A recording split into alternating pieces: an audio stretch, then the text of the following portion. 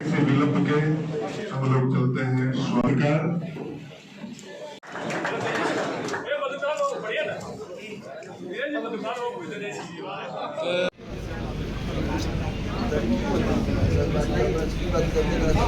माननीय सदस्य बिहार विधान परिषद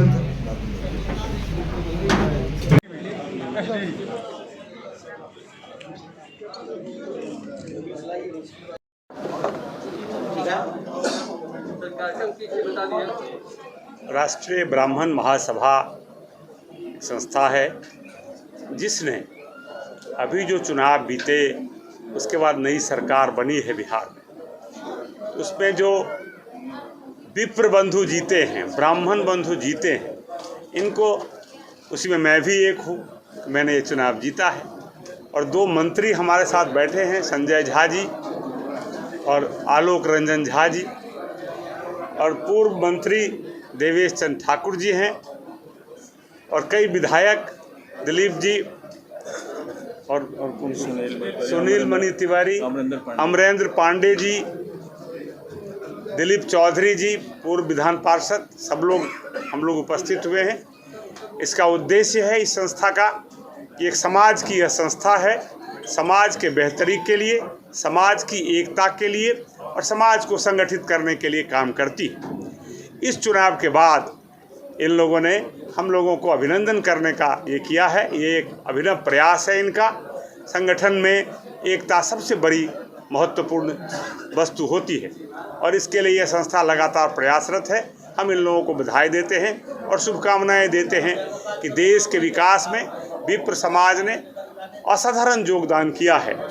हजारों हजार साल से अपने खून पसीने से, अपनी विद्वता से, अपनी क्षमता से, अपने पुरुषार्थ से उसने इस समाज की सेवा की है। और ब्राह्मण समाज तो सबों को आशीर्वाद देता है। कोई उसको कहे पाए लागू, वो कहे खुश रहो बउआ। सभी को प्रसन्न करना चाहती है। इसमें कोई जातिवाद नहीं है, इसमें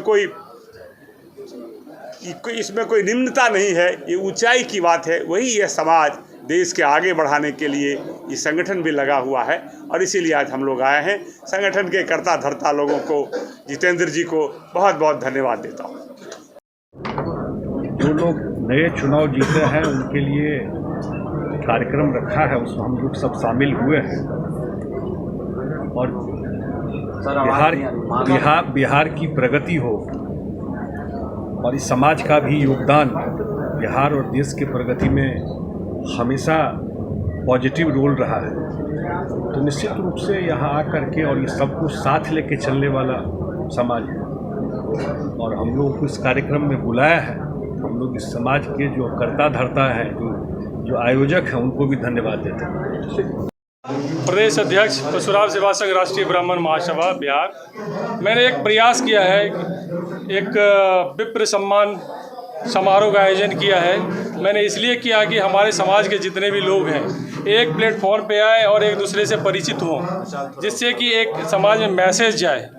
मेरा ये उद्देश्य है कि हमारे समाज के लोग आगे बढ़ के चलें और हमारा इतिहास भी रहा है कि हमारे समाज के लोग पूर्वज भी सर्वे भवन्तु सुखिनः के स्टेज पे काम किए हैं और अभी भी करते आ रहे हैं। सभी का भला चाहे, सभी का भला करते आ रहे हैं। लेकिन हमारे समाज के जितने भी जनप्रतिनिधि हैं वो हाशिए पे हैं। हाशिए का कारण है कि इनको जो मिलना चाहिए था, जो मान सम्मान मिलना चाहिए था हमारे समाज के जनप्रतिनिधियों को, वो नहीं मिल पा रहा है।